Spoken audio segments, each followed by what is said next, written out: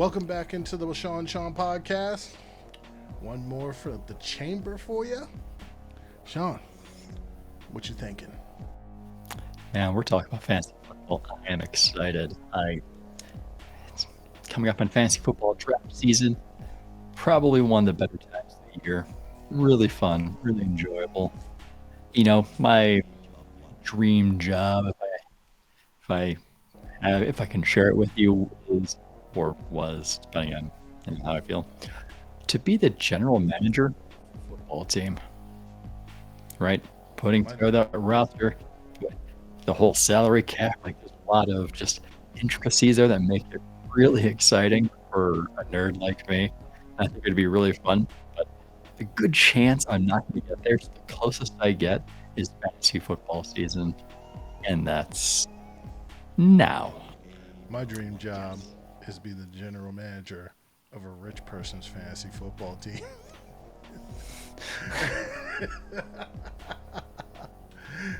Aim high. Aim high. Hey, if someone wants to pay me, or multiple people want to pay me to manage their team, I am more than willing to do it. Don't say you wouldn't. You better impress him with this wide receiver list you got. Oh, we'll see. We'll see. You better impress. Let's start off with your number 10 guy. Number 10. All right, we're talking about wide receivers this week. Now, before we start talking about our individual wide receivers, my advice to you out there, if you're playing fantasy football, right, whether you're a seasoned veteran, if you're new to this, hell, if you're competing against me, guess what? You're going to get my advice. My advice is don't follow the receiving touchdowns from a previous year, because those sometimes can be hard to duplicate. What you want to look for are targets, target share. How often does your wide receiver get the ball thrown his direction? Because in a long enough timeline, with increase in targets, with that volume, it's going to lead to receptions, it's going to lead to yardage, and guess what follows with receptions and yardage? The touchdowns do. Last year, Devante Adams had, I think, 17, 18 touchdowns. He was averaging 1.25 touchdowns per game, which is fantastic if you owned him for those 14 games that he was playing. Is he going to continue that volume? He might, but he's likely going to regress from that touchdown number. Adam Thielen, 14 touchdowns last year. Is he going to duplicate that this season? I don't think so. If you're chasing those same 14 touchdowns, if that's going to be your expectation for Adam Thielen, I want to play you in fantasy football if you're chasing that, right? I don't think he's going to continue that success. That's a hard thing to sustain. Target volume. If you want to get advanced, go after those red zone targets too. But don't chase last year's receiving touchdown total and think he's going to do it again. Also, because he might not. Also, with your point, look for consistency. That's one thing. Look for consistency, and then check out the young guys coming up, because it is more likely that a young guy is going to blow up than a guy who has a high variance touchdown ratio repeating his high variance touchdown ratio.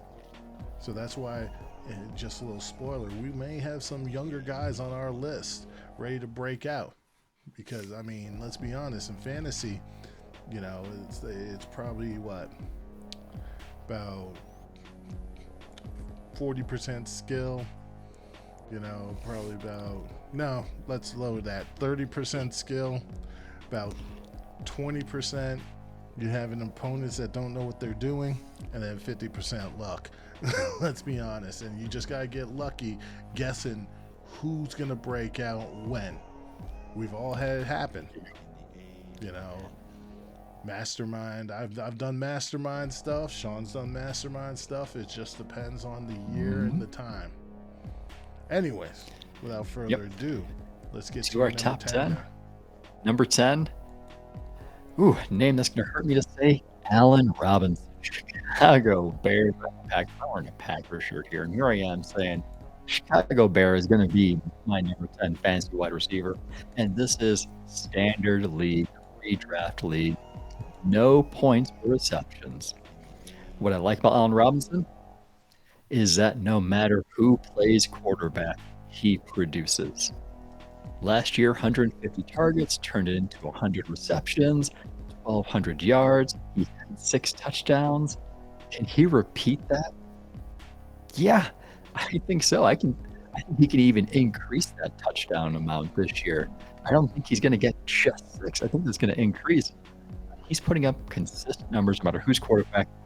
Matt McGloin, Christian Hackenberg at Penn State, Mitch Trubisky, Chase Daniel, Nick Foles, Chicago so far. Bortles.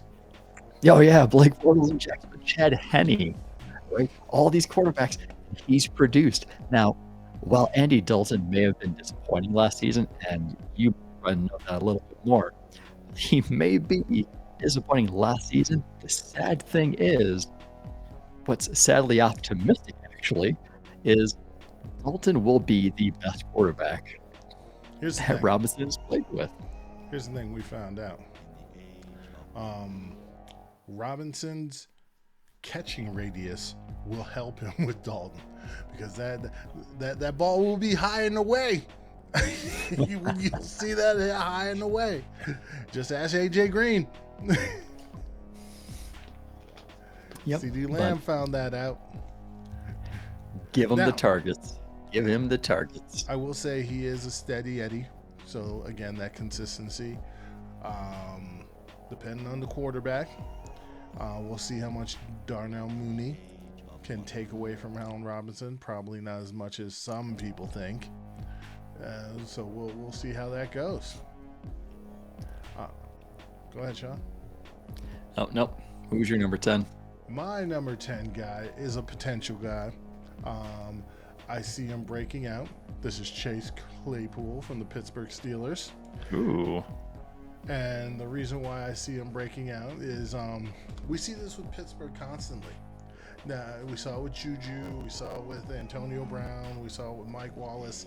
They develop receivers really nicely. This guy's a big, fast target for Ben Roethlisberger, and I see him being able to shine a little bit more under the system, get his feet underneath him, and become kind of a stud for this particular team, become that number 1 receiver that he is. Not Juju. Chase Claypool will be the number 1 receiver there. Okay, I like that. I can see it. Spoiler, Chase Claypool is not going to be in my top 10. And I think I spoke some of this when we talked last week. You had Najee Harris in your top 10 of running backs. You have Chase Claypool in your top 10 of wide receivers.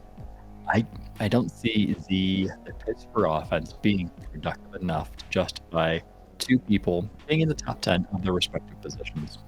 I don't think it's there. Disagree.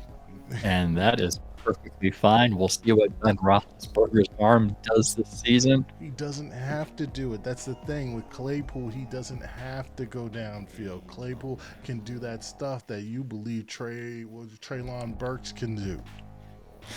Oh, I said it. You did. So you should have had Treylon Burks higher on your list? No, I just don't believe Treylon Burks is that guy yet. No. But moving on to your number 9 guy. Number 9 guy, we're going to travel to the West Coast, Los Angeles Chargers, Keenan Allen. Will he lose some touches to a healthy Austin Eckler this year? Yeah, I think he will. From accumulating 100 receptions, 1,000 yards, and 6 touchdowns? No, he is going to be Justin Herbert's favorite target. And over a 17-game season, he's going to put those numbers up. I'm not afraid. Keenan Allen, good choice. I agree. I actually fully agree with you. I will say this. I'm going to talk about Keenan Allen a little later because he is actually on my list. It's another steady Eddie guy. That's a guy who always gets volume targets regardless of what it is because he's reliable. He's got great hands. He gets the tough, dirty yards that a lot of wide receivers don't like to get.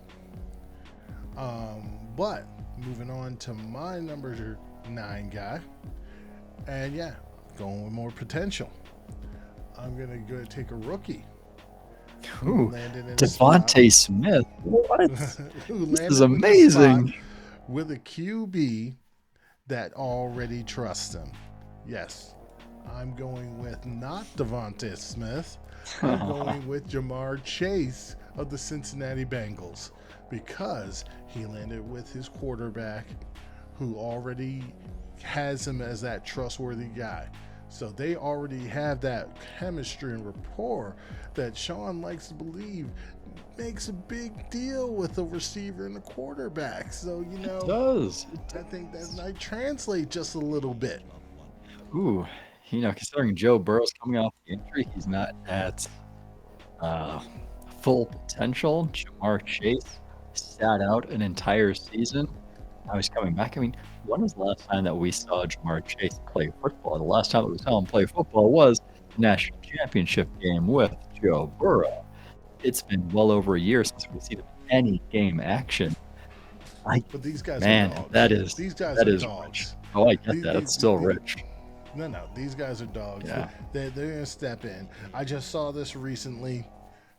Even if we do IDP, he's going to be on my IDP list. I'm just letting you know right now. I just saw recently with Micah Parsons. If anybody watched Hard Knocks, this kid was like sitting there on the bench like, I want to play. He was on the phone actually with the defense coordinator. I want to do more snaps.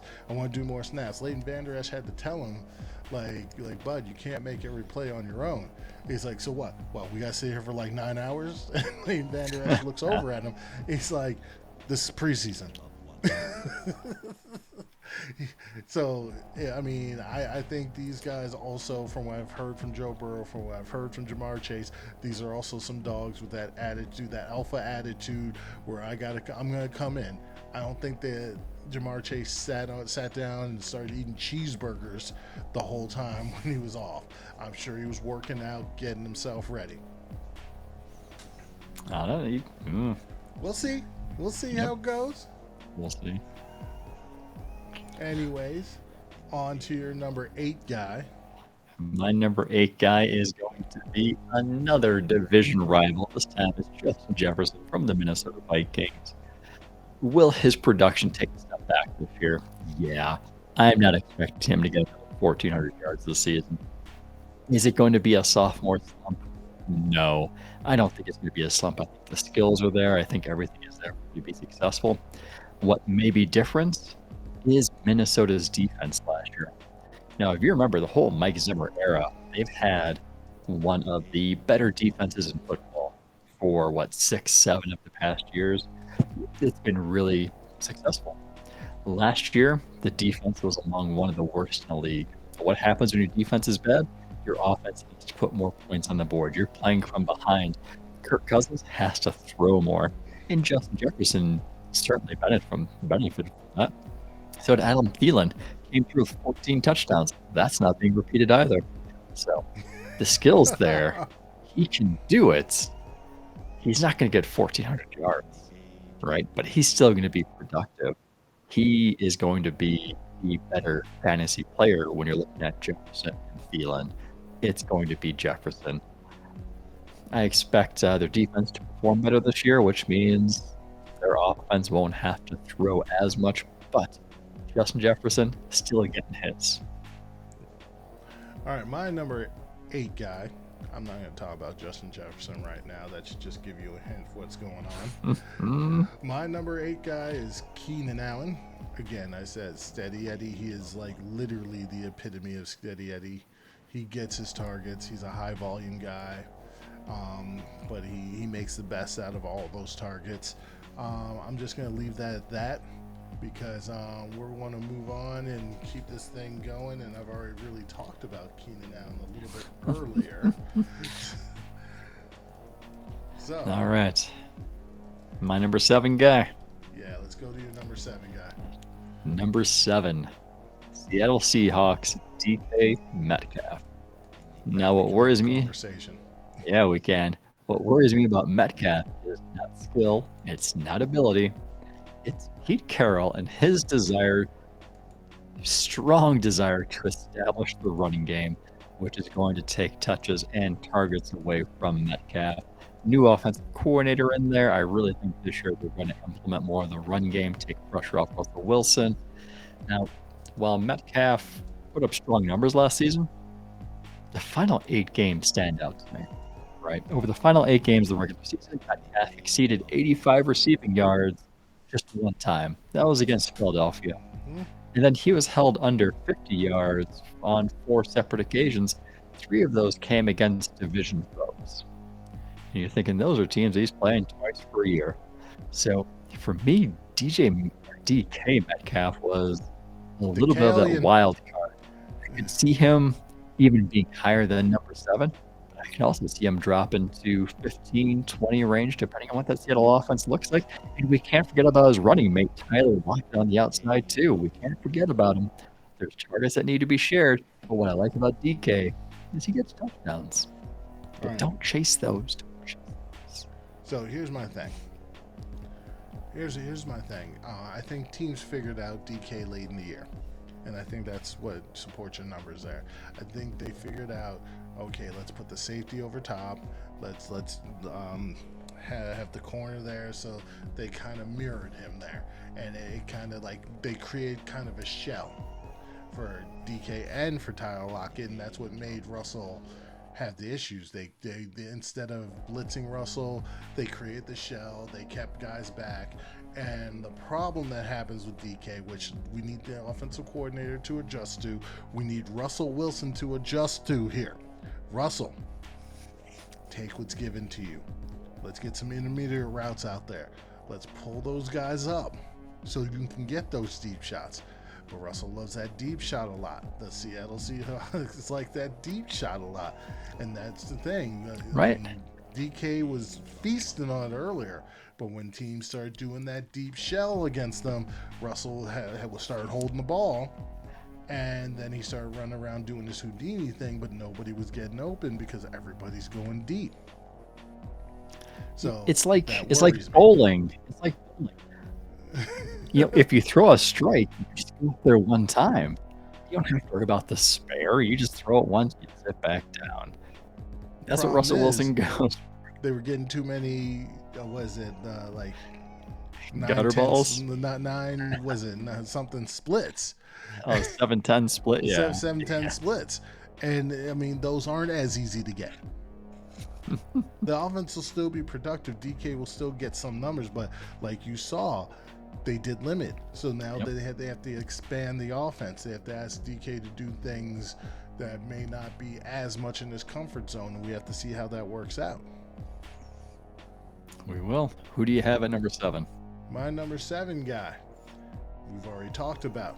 It's Justin Jefferson. I really like this guy.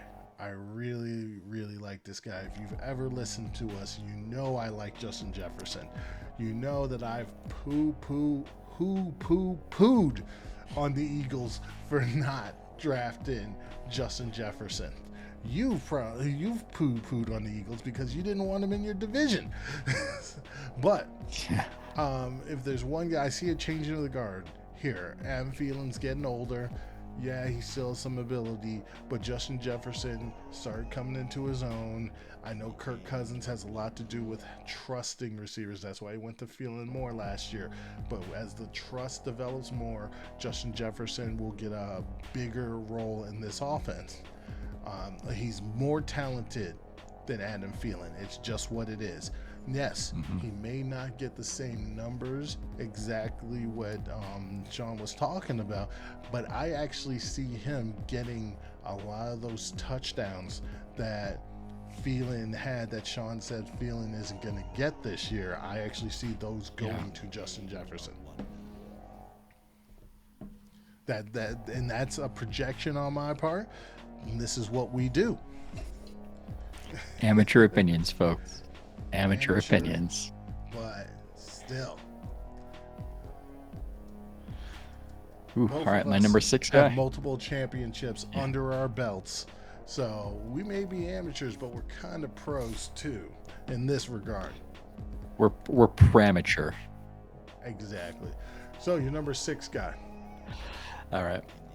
My number 6 guy is going to. You're not gonna like my number 6 guy. I know Well, that. no, I like him. I just don't like where he's at. Oh yeah, that's what I meant. You're not gonna like where I have this guy slotted because you think much, much higher of him, and You darn right I do. I can't disagree with that. Now, my number 6 guy is Arizona Cardinal, Deandre Hopkins. Now, I like him as a wide receiver. He's probably one of my favorite players. I really like watching him play. And DeAndre Hopkins has been great for fantasy purposes for several years. But I am not convinced that he's going to have another top 5 season. It's not his skills I'm worried about. It's not his ability. Just like DK Metcalf I was talking about. That's not what worries me. What worries me is a combination of quarterback Kyler Murray and head coach Cliff Kingsbury. Kyler Murray performed better last year compared to his rookie season, but we didn't see a big enough step as a passer. If we're looking at numbers, his touchdowns went from 20 in his rookie season to 26 in his second year. I need to see a bigger jump from that if I'm going to trust DeAndre Hopkins more. Now, if you remember from our previous episode, I had Kyler Murray as my number 5 quarterback for this season. And I still believe in that. One of the big reasons I do is because he has the rushing ability. And what does Cliff Kingsbury do sometimes when Arizona is near the goal line? Let Kyler Murray run the ball in, which means we're taking red zone targets away from Hopkins. We're taking red zone looks away from Hopkins. We're taking those touchdowns away from Hopkins. So it's a combination of those two that make me think DeAndre Hopkins is not going to be top 5 this season. We'll discuss this later. We'll pause here. We'll parking lot this. We're going to come back to this. We'll revisit. Going to my number 6 guy who's not on your list, which is okay. It's okay. You know, it's okay. I have more information than you on this guy, so that's probably the aspect here. But I'm going with CeeDee Lamb. And I'm saying CeeDee Lamb, 1, because Dak Prescott's back. And Dak Prescott is going to look for CeeDee. Number 2, I've seen how this dude's been doing in camp. He has gotten stronger, has not lost any of his elusiveness and his speed, and the dude has been mossing fools and like getting open, and it's been nuts. It's been nuts. He looks like a mixture of like Amari Cooper and Des Bryant. It's nuts. It's not that I don't like Lamb. Lamb is actually my number 11 wide receiver on this list. If we had expanded our wide receiver list, I would have been talking about CeeDee Lamb a few minutes ago. A lot of targets, a lot of mouths need to be fed in Dallas. Can it happen? Can he end up being a top 10? He very well could be, right? We're thinking people like DK Metcalf could fall out. Someone like CeeDee Lamb can slide right in. He's looked really impressive. Dak is back fully healthy. I just don't know. I mean, he's going to be the top wide receiver on his team. I'm going to agree with that. Top wide receiver on his team. Top 10? Not yet. We'll see. We'll see. Yeah. All right. Moving on to your number 5 guy. Number 5 guy is going to be Tennessee Titan wide receiver, A.J. Brown. He is going to be a big winner from the Julio Jones trade because now there is a second legit target in Tennessee. Ryan Tannehill is an underrated passer. He's really an underrated part to the whole Tennessee Titan offense. When you think of Tennessee Titan offense, you're thinking of Derrick Henry, 2,000 rushing yards, stiff-arming Josh Norman into the next galaxy. Those are the things that you're thinking of. Tannehill plays a big part in that. He is a very effective and efficient passer. I think A.J. Brown is for a bigger year this year. Julio Jones going to take some targets. Yeah.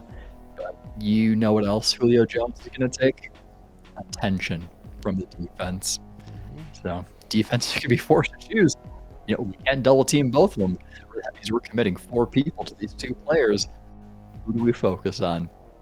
A.J. Brown's got that big playability, so if he gets the ball 40 yards away from the end zone, he could still get to the end zone. I don't know this. I can't say the same about Julio Jones, but A.J. Brown's got that big playability, and I think it's going to work out for him this year. All right, so my number 5 guy, which a lot of people would disagree with, I'm going with Kansas City wide receiver Tyreek Hill. And here's the thing, I'm not poo-pooing on Tyreek Hill's skill or anything like that. I'm not saying he's not a stud, even though I have some other issues with Tyreek Hill, which I will not be airing on the pod. But my main issue with fantasy, there are a lot of games. I think he's high variance at a lot of times. There are games where Tyreek Hill will win you a game all by himself.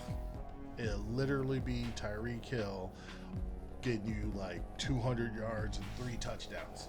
And then there's other games where he'll get you, 75 yards, 50 yards with a couple of receptions, but we're not talking about receptions. So it's just, there's some high variance to him, which is why I can't put him higher on my list. Now, Sean has him higher, so Sean's going to talk about him later, and we're just going to jump to Sean's number 4 guy. Number 4 guy? I think this one's going to surprise you. Atlanta Falcon, Calvin Ridley. For me, he is so close to being in my tier 1. Right, this section right here that we're talking about, these couple of players, tier 2 for me. I don't see it. No. I don't see it. But now, will the loss of Julio Jones hurt his value? Yes. No, I don't believe it will. We're looking back to last season, right? Last season, in the 7 games that he played without Julio Jones, on average, Calvin Ridley saw 11 targets, averaged 7 receptions, over 100 yards, and he scored 3 times during that time frame. So if we take those averages and we extrapolate that over an entire season, 17 games for the season, that means he's going to see close to 200 targets. He's going to have over 110 receptions. I mean, the pace is going to be like 1,800 receiving yards, and he's going to have 7 touchdowns if that pace continues. Now, will he meet all of those numbers? No, I don't think he's going to beat all of those numbers, but it shows how effective he was without Julio Jones last season. And who was the second best wide receiver in Atlanta last season? Was it Russell Gage? Okay. Guess what you have this year? Kyle Pitts. Someone that teams are going to have to pay attention to, because I don't see him playing the traditional tight end spot. We'll talk about him more next week. But I won't be. You are. I will be. I will be. Tight ends notoriously take a while to get in there. I'm sorry. I know it's Kyle Pitts. I know everybody puts generational talent out there, but it remains to be seen. Let me see him shine in some preseason games, and maybe and I know preseason's whatever, but Dak Prescott got his job off of that. But let me see him shine some preseason games, and maybe I'll switch my tune. But until then, I'm sorry, tight ends take a while to adjust to the NFL. It's just what it is. Yeah, I get it. All I'm trying to say here with this whole argument is I am not afraid of the loss of Julio Jones going to Tennessee. I don't think it's going to be as big of a factor as people will make it out to be. I'm not afraid of 4. Top 4. Regardless, you get what I'm saying. 4. I'm sorry, I get to see the jump, but I just don't see it. I mean, I know he's talented. I just don't see where you're going there. I can't agree. I mean, I could give him top 15. He's a solid, he's not a guy that I'm picking, that I'm relying. And top 4 is a wide receiver that you are plugging in and you're never taking out. And I don't feel that way about Calvin Ridley. He's a solid, maybe number 2 guy. Nope. Number 1. If you want Calvin Ridley, you got to be aggressive and you have to look at him in the second rounds. and I don't want him that much. I'll take him in the 5th. And wow. Oh, I'm glad I'm in a fantasy league with you this season. All right. Yes, I would take CeeDee Lamb over. I think CeeDee Lamb's going to have better numbers. I'd take guys like Justin Jefferson, Keenan Allen, CeeDee Lamb over him. Everybody we've talked about so far, yeah. Yeah. Well, no, like, I mean, I will say, here's the thing. I said top 15, like Jamar Chase, Claypool, Calvin Ridley. I'd probably still take those two over him, but he's in that tier for me. What? Personally. Yeah. Yeah, I'm sorry. Yes. You're to trust the arm of Burrow coming off an injury, and he's getting better. I am. Over Matt trust Ryan? the arm of Roethlisberger over Matt Ryan? Oh, yes. Yes. What? Okay. I've had Matt Ryan in fantasy. I know how that goes. All right. But going to my number 4 guy who Sean has already had, it's AJ Brown. I really like AJ Brown. I do think he's that. I think Julio is going to help, especially considering where AJ Brown lives. Julio is going to be more of the deep threat on that offense, I believe, because of his speed, and AJ Brown is going to live in that deep middle, that intermediate where he has lived, and he's going to use his run after the catch to get extra yards and get into the end zone.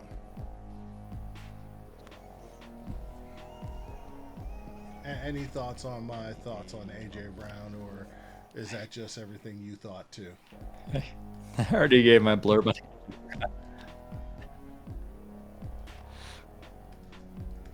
Yes, he's still reeling people from my Calvin Ridley take.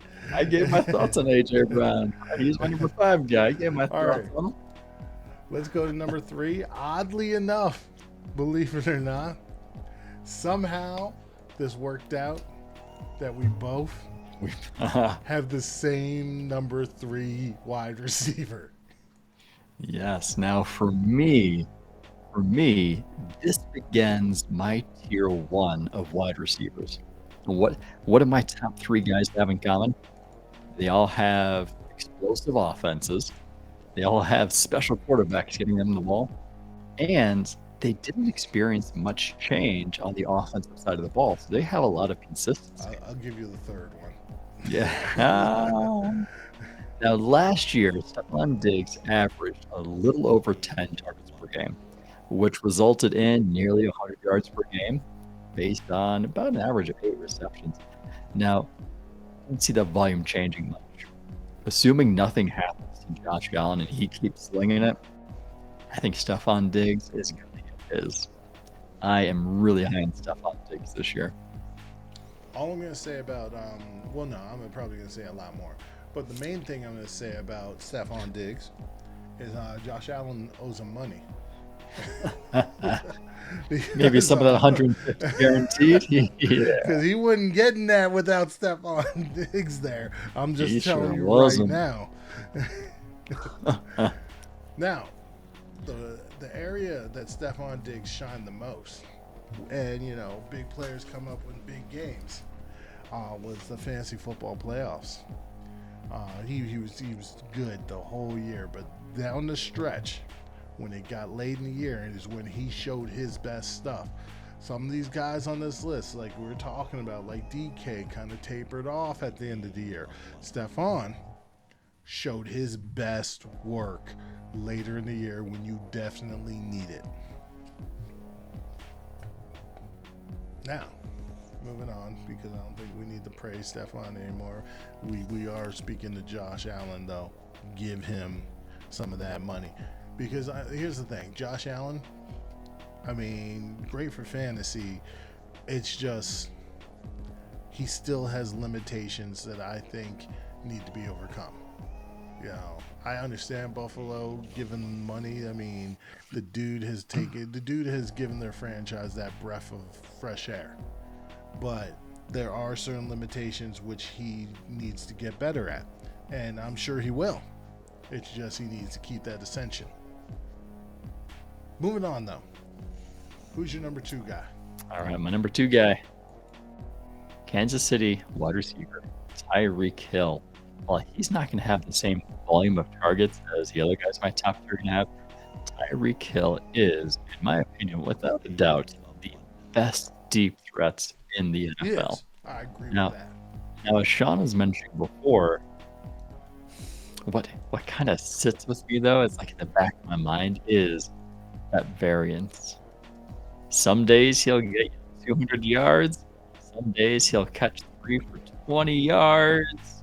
It just depends. What does a Kansas City offense look like? Is it explosive?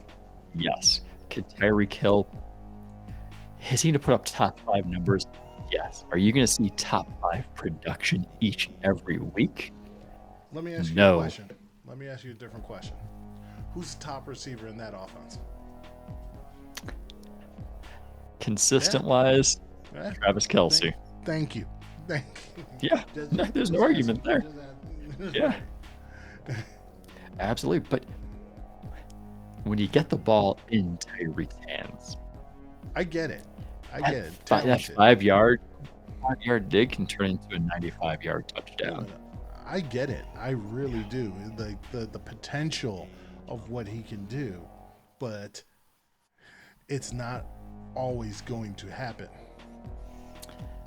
Yeah, what works in his favor is Patrick Mahomes. Now, looking at stats last year for Tyreek Hill, now before I was telling you, don't chase the touchdown number. Last year, he had 15 touchdowns. He scored touchdowns in all but 4 games, which is impressive. Is he going to continue that consistency of getting a touchdown in 3/4 of his games? I don't think it's going to be that same consistency, but that potential is there. And let's be honest, they did lose Sammy Watkins, which I'm not saying it will affect him, but it could affect him because when Sammy was there, like people would focus on Tyreek, and then Sammy would start catching balls, and now they had to focus on everyone, and then all of a sudden Tyreek Hill, 1-on-1. Nobody's covering them 1-on-1. Hands down, no one's covering them 1-on-1. You have to put more attention. And the question is, do they have the receivers there now to make sure that he can get 1-on-1 looks? We're going to find out this fall. All right, so going to my number 2 guy, which we teased earlier, it's Deandre Hopkins. It's literally, I'm sorry, I mean, we're at 1-2 in terms of best receivers in the league, in my opinion, overall, not just fantasy. There's 2 receivers I think are the best receivers in the league. It's the 2 I have at the top of my list of fantasy. They put up those numbers. And here's the thing. I know Sean just, he came out and he gave you some numbers about, the red zone and this and that, and Kyler Murray and Cliff Kingsbury and all this yada, yada, yada, yada, yada. First part. Kyler Murray got injured last year. So that did dip a little bit into Hopkins' production. But 2, I think that injury last year might actually help Hopkins this year in the red zone. Maybe Kingsbury will be less likely to run Murray in the red zone, knowing that, Murray is not invincible. He is a littler guy. But with that said, there is no other receiver, not even Sean's number 10 guy, Allen Robinson, with a better catch radius in the NFL than Deandre Hopkins. Just go back and look at the Hail Mary. He took that ball from 4 different dudes. It's just what it is. So I think DeAndre is going to have more looks, better chemistry, because it's a second year with Kyler. Again, going back to one of Sean's points, throwing it right back at him, is more time that a receiver has with a quarterback, the better chemistry they have and the better off they are. Well, one of us is going to be eating crow at the end of the fantasy season. We're going to see who it is. Or I should say, one of us is going to be eating cardinal at the end of the fantasy season. I'm just saying.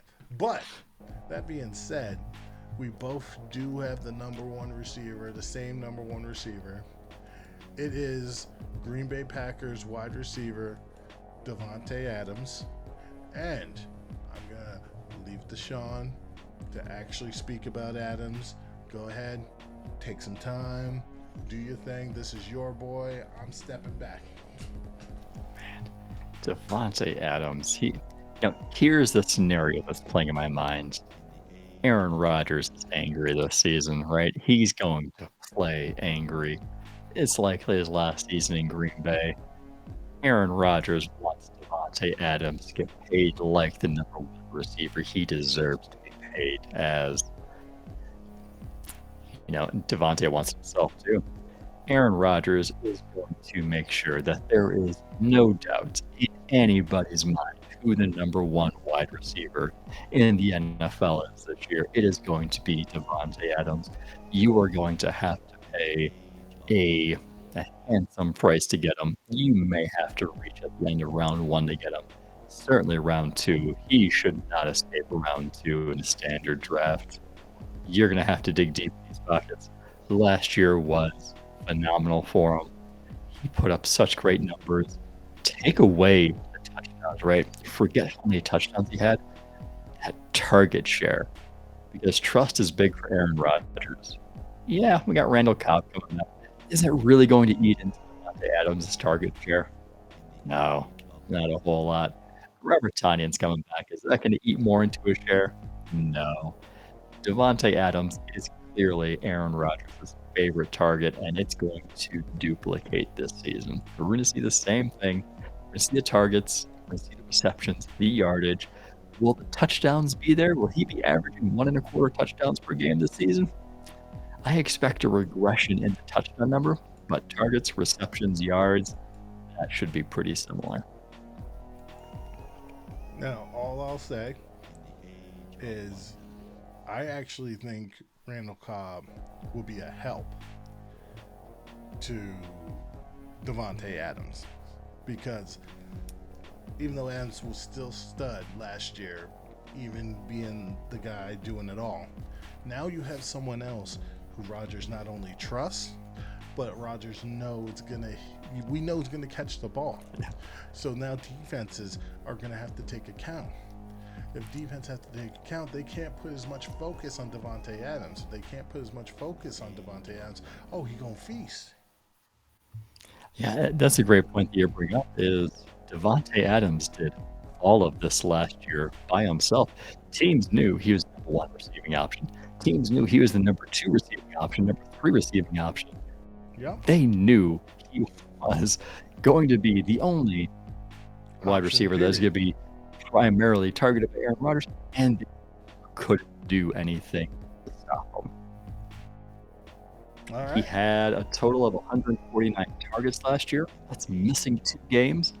He caught over 3/4 of his targets. It's like Green Bay just laid it out like, hey, throwing the ball to Devante Adams this week. That's what we're going to do. That's our game plan. Try and stop us. He still catches 3/4 of the balls that come his way. Come on now. If that doesn't scream number 1, I don't know what does for you. All right. Well, that wraps up our wide receiver fantasy football edition. Going back to, what we normally do, Sean. Any words of wisdom this time? Ooh, words of wisdom for fantasy. If you want one of these tier 1 guys, you got to get them early. You can't wait. They're not going to be around in round 3. You got to get them round 1, round 2. They're not going to last very long. But you got to get yourself one of these guys that we're talking about to be your number 1 wide receiver. Some leagues will have 2 starting spots for a wide receiver. Others are going to have 3 wide receivers. You got to get yourself one of these top 10 guys to be your number 1 to set your roster up for success. Pair them with a nice running back, and you're going to set yourself up pretty well. Don't get cute. Don't take 2 wide receivers first, second round, and then miss out on these running backs. Wide receiver is going to be important. If you're not in a PPR league, don't get 2 in the first 2 rounds. It's going to be tempting. Don't do it. You just need 1. Set your roster up for success. Fill it in later on. Mine is not fantasy football related. Get yourself a ratchet belt. They're pretty nice.